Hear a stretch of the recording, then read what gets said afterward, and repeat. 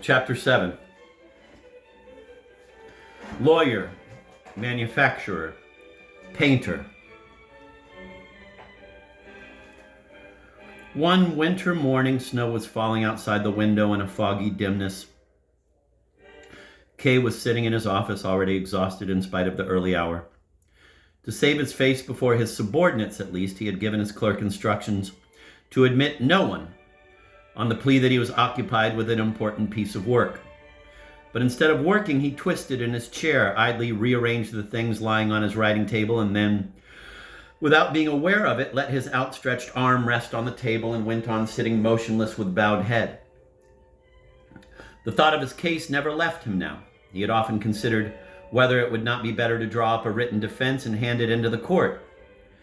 In this defense, he would give a short account of his life, and when he came to an event of any importance, explain for what reasons he had acted as he did, intimate whether he approved or condemned his way of action in retrospect, and adduce grounds for the condemnation or approval.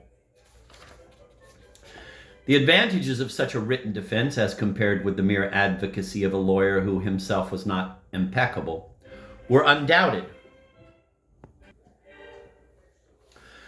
Kay had no idea what the lawyer was doing about the case. At any rate, it did not amount to much. It was more than a month since Hold had sent for him, and at none of the previous consultations had Kay formed the impression that the man could do much for him. To begin with, he had hardly cross-questioned him at all, and there were so many questions to put.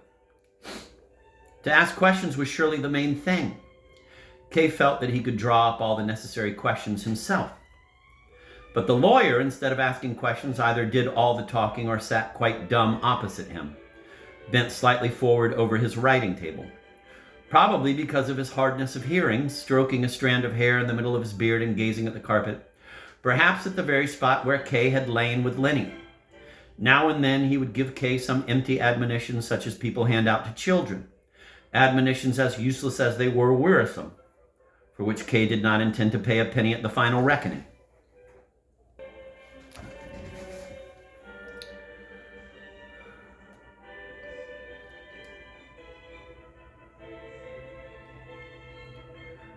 After the lawyer thought he had humbled him sufficiently, he usually set himself to encourage him slightly again. He had already, so he would relate, won many similar cases either outright or partially. Cases which, though in reality not quite so difficult perhaps as this one, had been outwardly still more hopeless. He had a list of these cases in a drawer of his desk. At this he tapped one of them, but he regretted he couldn't show it, as it was a matter of official secrecy. Nevertheless, the vast experience he had gained through all these cases would now redound to Kay's benefit. He had started on Kay's case at once, of course, and the first plea was almost ready for presentation. That was very important, for the first impression made by the defense often determined the whole course of subsequent proceedings. Though unfortunately it was his duty to warn Kay, it sometimes happened that the first pleas were not read by the court at all. They simply filed them among the other papers and pointed out that for the time being, the observation and interrogation of the accused were more important than any formal petition. If the petitioner pressed them, they generally added that before the verdict was pronounced, all the material accumulated, including, of course, every document relating to the case, the first plea as well, would be carefully examined. But unluckily, even that was not quite true in most cases. The first plea was often mislaid or lost altogether, and even if it were kept intact till the end, was hardly ever read. That was, of course, the lawyer admitted, merely a rumor. It was all very regrettable, but not wholly without justification. Kay must remember that the proceedings were not public. They could certainly, if the court considered it necessary, become public, but the law did not prescribe that they must be made public.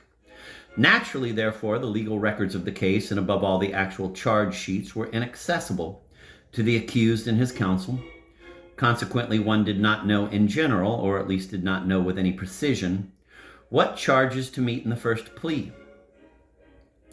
Accordingly, it could be only by pure chance that it contained really relevant matter. One could draw up genuinely effective and convincing pleas only later on, when the separate charges and the evidence on which they were based emerged more definitely or could be guessed at from the interrogations. In such circumstances, the defense was naturally in a very ticklish and difficult position. Yet that, too, was intentional, for the defense was not actually countenanced by the law, but only tolerated. And there were differences of opinion even on that point, whether the law could be interpreted to admit such tolerance at all. Strictly speaking, therefore, none of the counsels for the defense was recognized by the court, all who appeared before the court as counsels being in reality merely in position of pettifogging lawyers. That naturally had a very humiliating effect on the whole profession, and the next time Kay visited the law court offices, he should take a look at the lawyers' rooms just for the sake of having seen it once in his life. He would probably be horrified by the kind of people he found assembled there. The very room, itself small and cramped, showed the contempt in which the court held them. It was lit only by a small skylight, which was so high up that if you wanted to look out, you had to get some colleague to hoist you on his back. And even then, the smoke from the chimney close by choked you and blackened your face. To give only one more example of the state the place was in, there had been for more than a year now a hole in the floor, not so big that you could fall through the floor, but big enough to let a man's leg slip through. The lawyer's room was in the very top attic, so that if you stumbled through the hole, your leg hung down into the lower attic, into the very corridor where the clients had to wait. It wasn't saying too much if the lawyers called these conditions scandalous. Complaints to the authorities had not the slightest effect. And it was strictly forbidden for the lawyers to make any structural repairs or alterations at their own expense. Still, there was some justification for this attitude on the part of the authorities. They wanted to eliminate defending counsel as much as possible. The whole onus of the defense must be laid on the accused himself. A reasonable enough point of view, yet nothing could be more erroneous than to deduce from this that accused persons had no need of defending counsel when appearing before this court. On the contrary, in no other court was legal assistance so necessary, for the proceedings were not only kept secret from the general public, but from the accused as well. Of course, only so far as this was possible, but it had proved possible to a very great extent, for even the accused had no access to the court records, and to guess from the course of an interrogation what documents the court had up its sleeve was very difficult, particularly for an accused person who was himself implicated and had all sorts of worries to distract him. Now here was where defending counsel stepped in. Generally speaking, he was not allowed to be present during the examination. Consequently, he had to cross-question the accused immediately after an interrogation, if possible at the very door of the court of inquiry, and piece together from the usually confused reports he got anything that might be of use for the defense. But even that was not the most important thing, for one could not elicit very much in that way, though of course here as elsewhere a capable man could elicit more than others. The most important thing was counsel's personal connection with officials of the court, and that lay the chief value of the defense. Now, Kay must have discovered from experience that the very lowest grade of the court organization was by no means perfect and contained venal and corrupt elements, whereby to some extent a breach was made in the watertight system of justice. This was where most of the petty lawyers tried to push their way in by bribing and listening to gossip. In fact, there had actually been cases of purloining documents, at least in former times. It was not to be gainsaid that these methods could achieve for the moment surprisingly favorable results for the accused, on which the petty lawyers prided themselves, spreading them out as a lure for new clients. But they had no effect on the further progress of the case, or only a bad effect. Nothing was of any real value but respectable personal connections with the higher officials. That was to say, higher officials of subordinate rank, naturally. Only through these could the course of the proceedings be influenced, imperceptibly at first, perhaps, but more and more strongly as the case went on. Of course, very few lawyers had such connections, and here Kay's choice had been a very fortunate one. Perhaps only one or two other lawyers could boast of the same connections as Dr. Hold. These did not worry their heads about the mob in the lawyer's room and had nothing whatever to do with them, but their relations with the court officials were all the more intimate. It was not even necessary that Dr. Hold should always attend the court, wait in the anteroom of the examining magistrates till they chose to appear, and be dependent on their moods for earning perhaps a delusive success, or not even that. No, as Kay himself had seen, the officials, and very high ones among them, visited Dr. Hold of their own accord, voluntarily providing information with great frankness, or at least in broad enough hints, discussing the next turn of the various cases, more, even sometimes letting themselves be persuaded to a new point of view.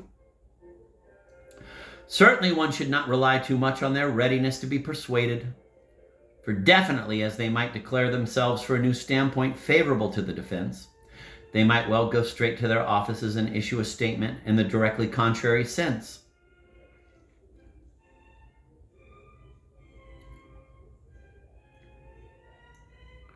A verdict far more severe on the accused than the original intention which they claimed to have renounced completely.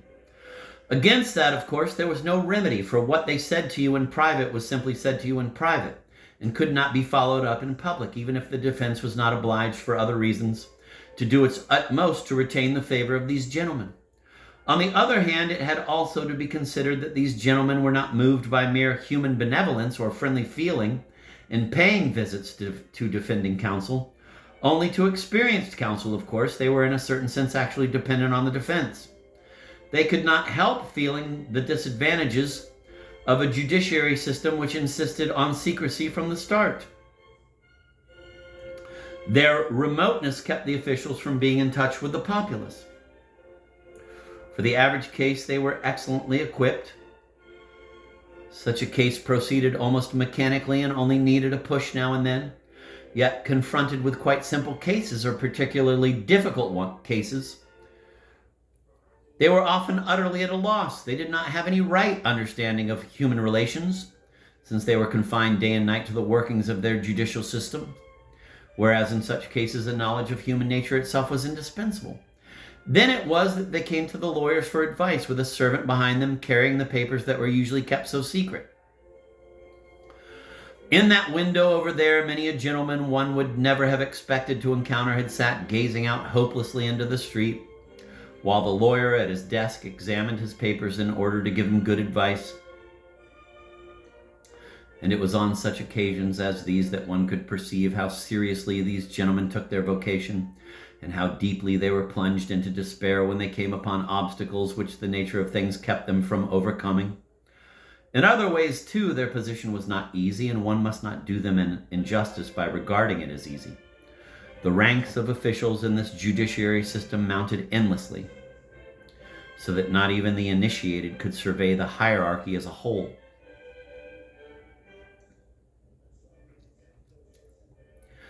And the proceedings of the courts were generally kept secret from subordinate officials. Consequently, they could hardly ever quite follow in their further progress the cases on which they had worked. Any particular case thus appeared in their circle of jurisdiction, often without their knowing whence it came, and passed from it they knew not whither. Thus, the knowledge derived from a study of the various single stages of the case, the final verdict and the reasons for that verdict, lay beyond the reach of these officials. They were forced to restrict themselves to that stage of the case which was prescribed for them by the law.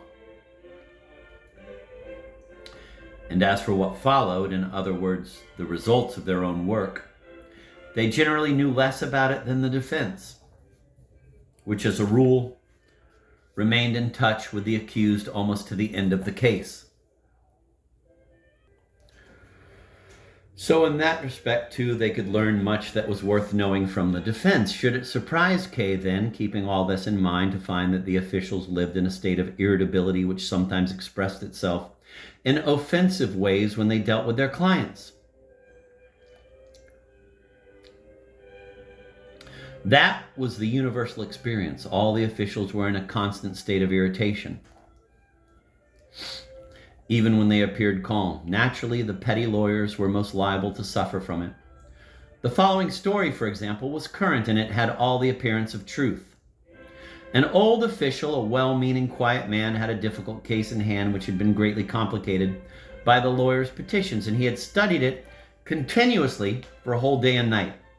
The officials were really more conscientious than anyone else. Well, toward morning, after 24 hours of work with probably very little result, he went to the entrance door, hid himself behind it, and flung down the stairs every lawyer who tried to enter. The lawyers gathered down below on the landing and took counsel what they should do. On the one hand, they had no real claim to be admitted and consequently could hardly take any legal action against the official, and also, as already mentioned, they had to guard against antagonizing the body of officials. But on the other hand, every day they spent away from the court was a day lost to them, and so a great deal depended on their getting in. At last they all agreed that the best thing to do was to tire out the old gentleman. One lawyer after another was sent rushing upstairs to offer the greatest possible show of passive resistance and let himself be thrown down again into the arms of his colleagues. That lasted for about an hour. Then the old gentleman, who was exhausted in any case by his work overnight, really grew tired and went back to his office. The lawyers down below would not believe it at first and sent one of their number up to peep behind the door and assure himself that the place was actually vacant. Only then were they able to enter, and probably they did not dare even to grumble. For although the pettiest lawyer might be to some extent capable of analyzing the state of things in the court, it never occurred to the lawyers that they should suggest or insist on any improvements in the system, while, and this was very characteristic, almost every accused man, even quite simple people among them, discovered from the earliest stages of passion for suggesting reforms, which often wasted time and energy that could have been better employed in other directions. The only sensible thing was to adapt oneself to existing conditions. Even if it were possible to alter a detail for the better here or there, but it was simple madness to think of it. Any benefit arising from that would profit clients in the future only, while one's own interests would be immeasurably injured by attracting the attention of the ever-vengeful officials. Anything rather than that. One must lie low, no matter how much it went against the grain, and try to understand that this great organization remained, so to speak, in a state of delicate balance, and that if someone took it upon himself to alter the disposition of things around him, he ran the risk of losing his footing and falling to destruction, while the organization would simply right itself by some compensating reaction in another part of its machinery. Since everything interlocked and remain unchanged, unless, indeed, which was very probable, it became still more rigid, more vigilant, severer, and more ruthless. One must really leave the lawyers to do their work instead of interfering with them. Reproaches were not of much use, particularly when the offender was unable to perceive the full scope of the grounds for them. All the same, he must say that K had very greatly damaged his case by his discourtesy to the chief clerk of the court. That influential man could already almost be eliminated from the list of those who might be got to do something for K. He now ignored clearly on purpose even the slightest reference to the case.